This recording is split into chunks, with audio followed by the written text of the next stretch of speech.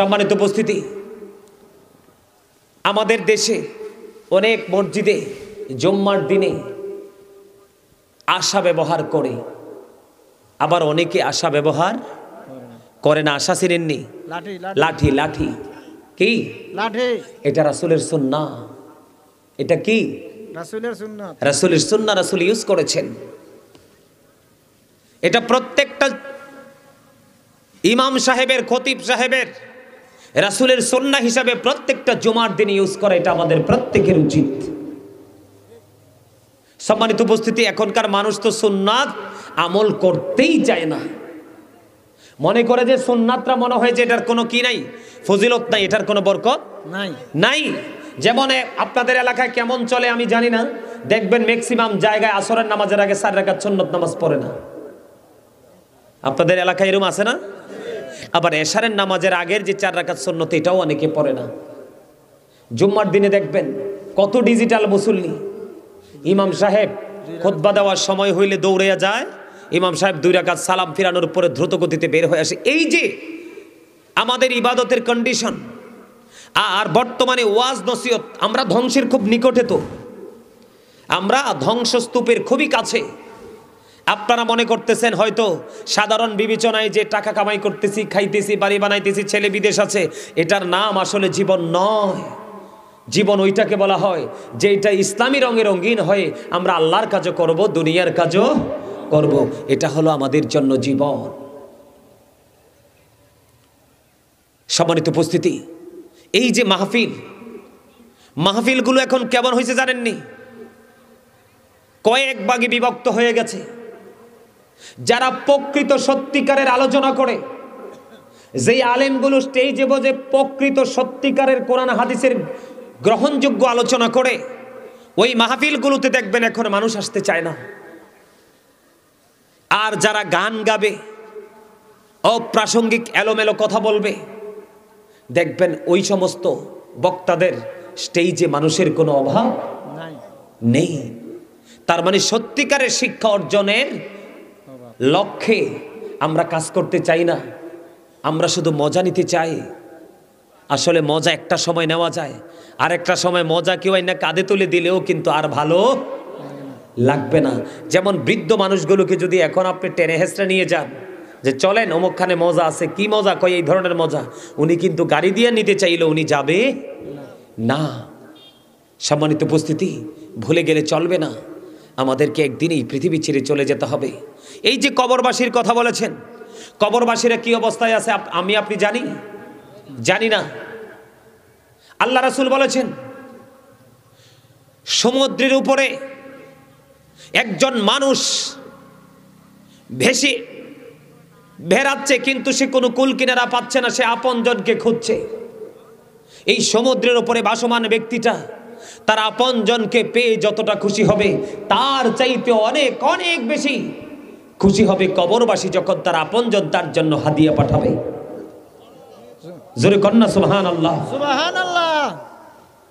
সম্মানিত উপস্থিতি, কবরের চিন্তা তো আমাদের নাই। এই যে 2টা চোখ কবরে যাওয়ার পরে যে আমাদের কি অবস্থা হবে, সেই অবস্থার চিন্তা আমরা করি না। এইদিকে তাকান, আল্লাহ রাব্বুল আলামিন বলেছেন, ইন্না বাতশা রাব্বিকা লাশাদীদ। আল্লাহ বলেছেন, the seizing of Allah is difficult. আল্লাহর ধরা, আল্লাহর পাকড়াও বড় শক্ত, বড় কঠিন। তার মানে আল্লাহ রাব্বুল আলামিন বান্দাকে খুব শক্তভাবে ধরবে। আল্লাহ রাব্বুল আলামিন বলেছেন, ইন্নাল্লাহা সারিউল হিসাব, Allah is quick to take account. Allah হিসাব গ্রহণে অত্যন্ত তৎপর, আপনাকে আমাকে খুব শক্তভাবে ধরবে, আপনার আমার কাছ থেকে হিসাবগুলো চুকিয়ে নেবে। কিন্তু যদি আপনি বিপদে পড়ে যান, হিসাব যদি দিতে না পারেন, কোনো উপায় থাকবে না। এর মধ্যে জীবনের সময়গুলোর হিসাব আল্লাহর দরবারে দিতে হবে। যেমন আজকের এই দিন, আপনাদের এই গ্রামের মানুষের জন্য আজকের এই দিনটা হলো একটা ইমানি পরীক্ষার দিন। কিসের দিন? ইমানি পরীক্ষার দিন। আজকের এই দিনে কিন্তু মানুষের ঘরে থাকার কথা না, ঘুমানোর কথা না।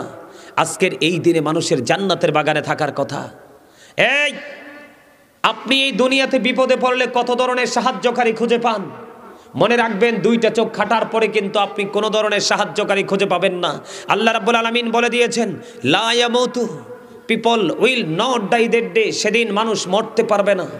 আল্লাহ বলেছেন ফিহা ওয়ালা ইয়াহইয়া, people will not be able to live that day, সেদিন মানুষ বাঁচতেও পারবে না।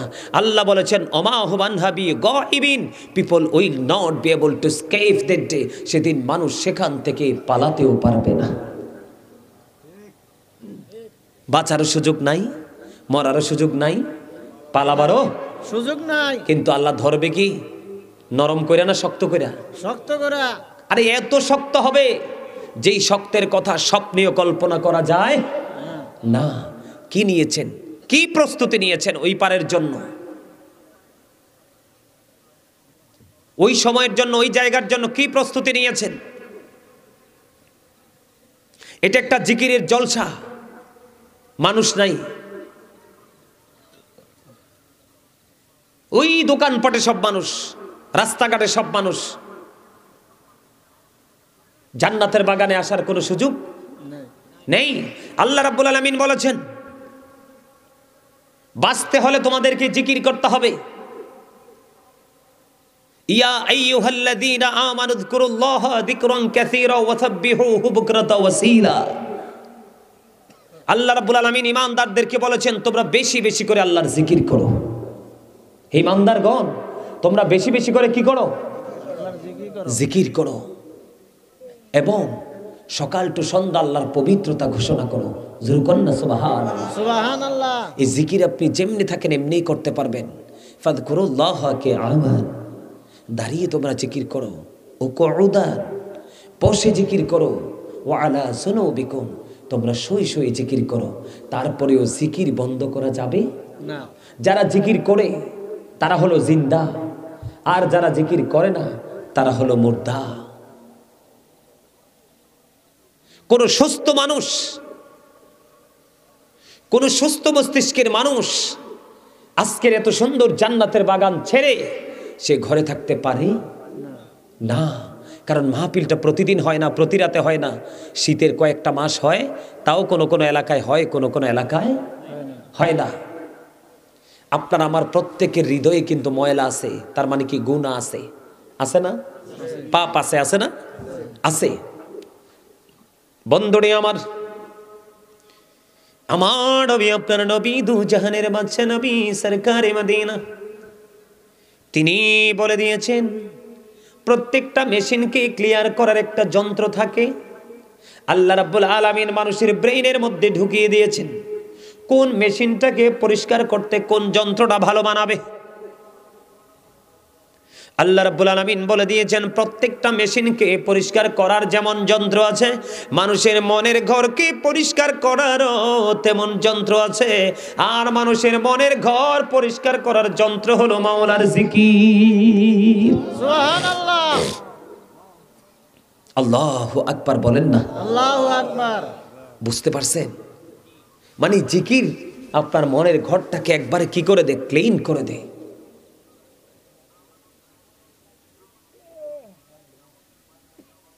জিকির করলো আমাদের লাভ, দরুদ পড়লো আমাদের লাভ। লাভ। লাভ না লাভ? কথা বলেন না কেন? লাভ না লস? লাভ। আরো জোরে। লাভ। বন্ধুরে আমার, কেমন ধরনের লাভ হবে আমি আপনাদেরকে বলি। কেউ যদি জিকির করতে করতে আল্লাহর দিকে 1 বিঘা পরিমাণ যায়, আল্লাহ রাব্বুল আলামিন ওই বান্দার দিকে 1 গজ পরিমাণ এগিয়ে আসে। জিকির করতে করতে করতে করতে কেউ যদি বন্ধু আল্লাহর দিকে 1 হাত পরিমাণ এগিয়ে যায়, আল্লাহ রাব্বুল আলামিন ওই বান্দার দিকে 2 হাত পরিমাণ এগিয়ে আসে। কেউ যদি জিকির করতে করতে আল্লাহর দিকে বন্ধু হেঁটে হেঁটে যায়, আল্লাহ রাব্বুল আলামিন জানিয়ে দিয়েছেন, হাদিস শরীফের মধ্যে এসেছে, আল্লাহ আপনার আমার প্রাণের নবী বলে দিয়েছেন, কেউ যদি হেঁটে হেঁটে আল্লাহর দিকে যায় জিকির করতে করতে, আল্লাহ রাব্বুল আলামিন আল্লাহর বান্দার দিকে দৌড়ে আসে। সুবহানাল্লাহ। তাহলে জিকির করলে গুনাহ মাফ হয়ে যায়। জিকির করলে জিন্দা মানুষ হিসাবে বিবেচিত হওয়া যায়। জিকির করলে আল্লাহ রাব্বুল আলামিনকে কাছে পাওয়া যায়। সবচেয়ে বড় মজার খবর হলো বন্ধু, আল্লাহর হাবিবকে আল্লাহ রাব্বুল আলামিন ডেকে ডেকে বললেন, হাবিব আপনি জানিয়ে দেন আমার বান্দাগুলোকে। আল্লাহ গো কি জানিয়ে দিব? আল্লাহ রাব্বুল আলামিন বললেন, হাবিব আপনি জানিয়ে দেন আমার বান্দাগুলোকে। আমার বান্দাগুলো পৃথিবীর বুকে বসে কোনো জলসায় যখন আমি আল্লাহর জিকির করে, আমি আল্লাহ তার চাইতে উত্তম জলসায়, আল্লাহ রাব্বুল আলামিন নিজে বলতেছেন আমি আল্লাহ ফেরেশতাদেরকে নিয়ে তার চাইতে উত্তম জলসায় আমি আমার বান্দার জিকির করি। সুবহানাল্লাহ। জোরে জোরে বলেন না সুবহানাল্লাহ। কথা কি বুঝতে পারছেন আমার? তার মানে আপনি আমি এখানে বসে বসে জিকির করছি, আল্লাহ আমাদেরকে নিয়ে আল্লাহর জিকির করতেছে। এর চেয়ে বড় খুশনসিব, এর চেয়ে বড় সৌভাগ্য আর কি কিছু প্রয়োজন আছে আমাদের? তাইলে আজকের এই জলসাটা কি আল্লাহর জিকিরের জলসা না? অবশ্যই আজকের এই জলসাটা আল্লাহর জিকিরের জলসা, কিন্তু আমরা এই জলসাকে আমাদের মতো করে আপন করে নিতে পারিনি। কেন পারিনি? আমাদের না পারার কারণ হলো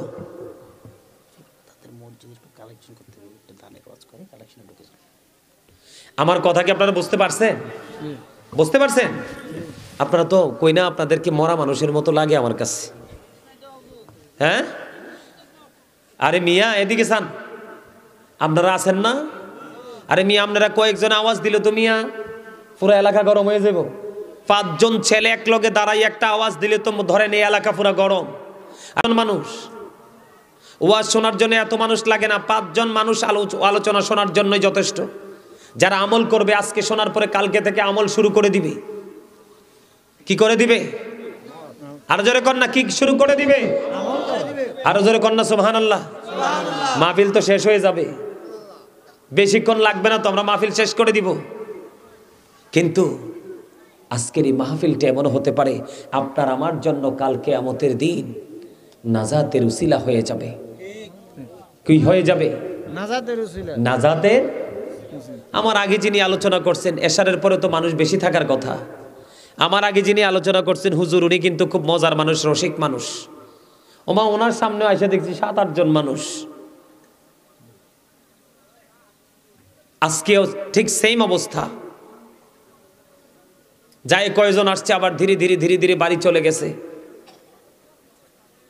এই যে মানুষের যে নিচু মানসিকতা, রাত্র 10টা 11টা পর্যন্ত 12টা পর্যন্ত মাহফিলে বসে থাকতে পারি না আমরা, কিন্তু বিয়ে পাশে যখন বিয়ে হয়, ওই বাড়িতে যখন বন্ধুর বাঁশি বাজে, ওই বাড়িতে কিন্তু সারা রাত বসে থাকতে পারি আর পান খাইতে পারি। পারি কি পারি না? এগুলো আমাদের জন্য গজব। সম্মানিত উপস্থিতি, আলোচনার করব না। হুজুর বলে গেছেন আমাকে যে আপনাদের একটু মসজিদের জন্য কালেকশন শুরু করছিলেন। হুজুর কিন্তু কালেকশনটা করতে পারে নাই।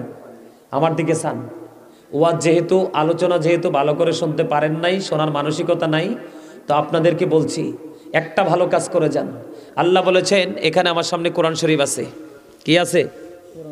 আমার সামনে কোরআন শরীফ আছে। আমি একটু আপনাদেরকে খুললা দেখাই আল্লাহ কি কয়, তখন আপনারা বুঝতে পারবেন যে আসলে এই দানটা করাটা কতটা জরুরি। তখন বুঝতে পারবেন, আর নয় বুঝতে পারবেন না। আমি আপনাদেরকে একটু শোনাই না, চলে যাবেন আবার, কথা বলেন না কেন? বিসমিল্লাহির রহমানির রহিম। আল্লাযীনা ইউমিনুনা বিল গায়বি ওয়া ইউকিমুনাস সালাতা ওয়া মিম্মা রাযাকনাহুম ইউনফিকুন।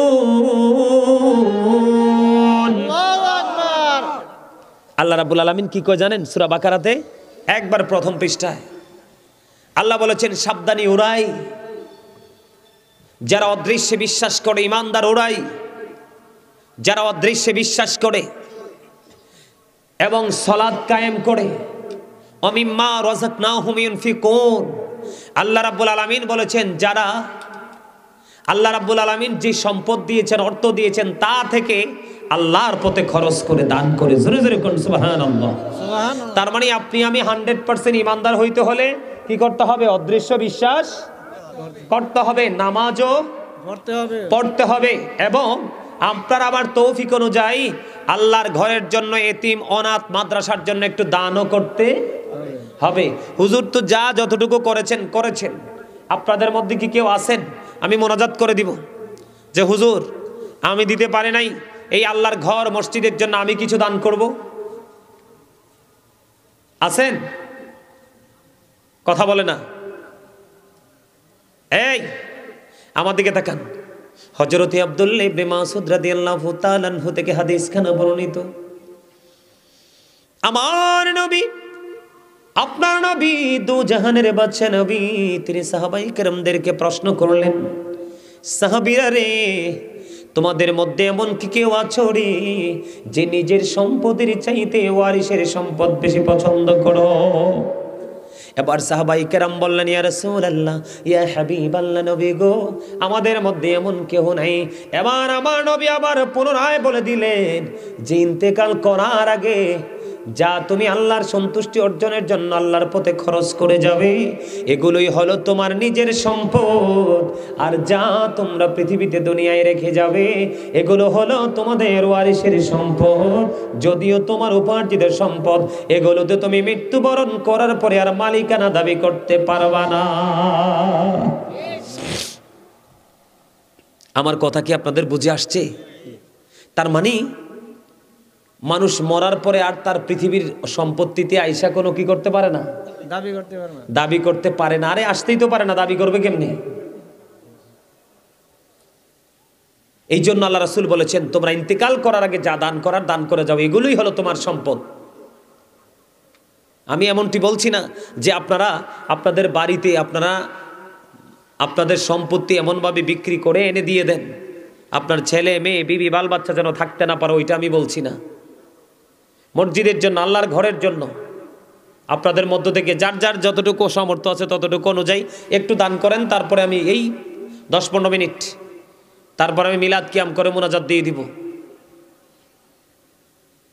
যার যার ইচ্ছা মতো 500, 1000, 2000 যে যা পারেন। আপনারা কি যারা আছেন এখানে তারা কি আগে হুজুরের কাছে সব দিয়ে দিছেন? কিছু দিছেন? হুজুর যখন বলছে আমার কাছে তো অ্যামাউন্টটা বেশি মোটা ভালো মনে হয় নাই।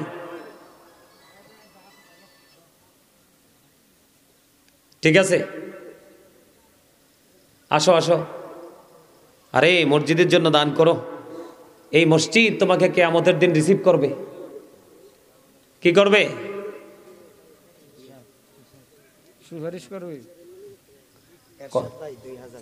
এই দেখছেন, এই যে এই যে আমার এক ছোট ভাই এরশাদ, আল্লাহ গো আমার ছোট ভাই এরশাদকে তুমি কবুল করে নাও। আল্লাহ তার জীবনের গুনাহগুলি মাফ করে দাও। আল্লাহ তার হায়াতের মধ্যে তুমি বরকত দিয়ে দাও। মনে যত আশা সব আশা তুমি পুরা করে দাও। তার আপন স্বজন যারা কবরে, প্রত্যেকের কবর আযাব কিয়ামত পর্যন্ত তুমি বন্ধ করে দাও। আল্লাহ আমার ছোট ভাইয়ের সাথ সে নগদ দিয়েছেন 2000 টাকা। মারহাবা, মারহাবা। আরো জোরে বলেন না মারহাবা। আল্লাহ তার দানের খবর সোনার মদিনায় পৌঁছায়া দাও। মারা গেছে আবেদ আলী, তার পুত্র সন্তান বাবার জন্য 1000 টাকা দিয়েছে। মারা গেছেন আবেদ আলী। আল্লাহ গো একজন ব্যক্তি মরহুম আবেদ আলী, ওনার আওলাদ, ওনার সন্তান ওনার জন্য দিয়েছেন নগদ 1000 টাকা। আল্লাহ তার বাবাকে তুমি কবুল করো, বাবার কবর আযাব তুমি বন্ধ করে দাও, বাবার জীবনের গুনাহগুলি মাফ করে দাও। আপনি আল্লাহ গো আমার এক চাচা আব্দুল জলিল, তিনি দিয়েছেন নগদ 500 টাকা। মারহাবা। আল্লাহ কবুল করো, মঞ্জুর করো, দানের খবর সোনার মদিনায় পৌঁছায়া দাও। এই দানের ওসিলায় জীবনের গুনাহ মাফ করে দাও। আল্লাহ ওনার আপন স্বজন যারা কবরে, প্রত্যেকের কবর আযাব কিয়ামত পর্যন্ত তুমি বন্ধ করে দাও। আমিন। রেনু মিয়া 2000 বোলার সরবারি। লেখন না লোক আছে নি? রেনু মিয়া বোলার চর, তিনি দিবেন আগামী বছর মসজিদের জন্য 2000 আগামী বছর লেগে বসে দেখেন না, দিয়ে দিয়ে এর মধ্যে 2000 টাকা। মারহাবা। আল্লাহ আমার চাচাকে তুমি কবুল করো, দানের খবর সোনার মদিনায় পৌঁছায় দাও। আর একজন মসজিদের জন্য নগদ দিয়েছেন 100 টাকা। আল্লাহ ওনার দানকে তুমি কবুল করো, জীবনের গুনাহ মাফ করো, আয়াতের মধ্যে তুমি বরকত দাও, মনে যত আশা সব আশা তুমি পুরা করে দাও। আমিন। বন্ধু এই দান কোনোদিন বিফলে যাবে না। দান করলে কোনোদিন ধন কমে না, দান করলে সম্পত্তি বৃদ্ধি হয়। আপনি এদিক দিয়ে দান করে যাবেন নিয়তটা সহি করে, আরেক দিক দিয়ে বের হয়ে দেখবেন আল্লাহ আপনার জন্য আরো বড় বাজেট দিয়ে দিয়েছে। কারণ আল্লাহর হাবিব বলেছেন ইন্নামাল আমালু বিন্নিয়াত, মানুষের সবকিছু নির্ভর করে তার নিয়তের উপরে। আমাদের নিয়ত যদি ঠিক রেখে আল্লাহর সন্তুষ্টির জন্য যদি আমরা দান করি, তাহলে এই দান কখনো বিফলে যাবে না। দাও, তোমার নাম কি? কাউসার, আবু কাউসার। ছোট্ট একটা বাচ্চা, মনে হয় মাদ্রাসায় পড়ে। আল্লাহ ছোট্ট একটা বাচ্চার হাতে তার গার্জিয়ানের মাধ্যমে মসজিদের জন্য 500 টাকা পেয়েছি। আল্লাহ ছোট্ট বাচ্চাটাকে তুমি কবুল করে নাও, তার মা বাবা দাদা দাদি নানা নানি আত্মীয় স্বজন সবাইকে কবুল করে নাও। প্রত্যেকের যারা আপন স্বজন কবরে আছে প্রত্যেকের কবর আযাব তুমি বন্ধ করে দাও। দুনিয়ায় যারা বেঁচে আছে সবাইকে নেক হায়াত তুমি বাড়িয়ে দাও, আমিন। আর কে আছেন? আমি আমার মা বোনদেরকে বলবো, যদি সম্ভব হয় আজকের এই জান্নাতের বাগানে মসজিদের জন্য কিছু লিখিয়ে যাবেন, কারণ দান কোনো দিন বিফলে যায় না।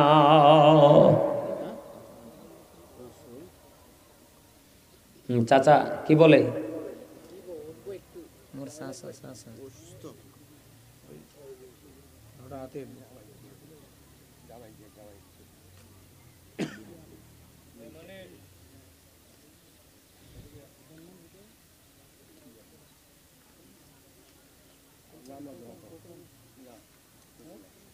বলেন, আপনাদের মসজিদের কাজ চলমান, কেউ যদি চান সিমেন্ট দিতে, বলে হুজুর টাকা দিব না সিমেন্ট দিব, তাইলে সিমেন্টও দিতে পারেন। মোহাম্মদ ফয়সাল নগদ দিয়েছেন 500 টাকা, মারহাবা।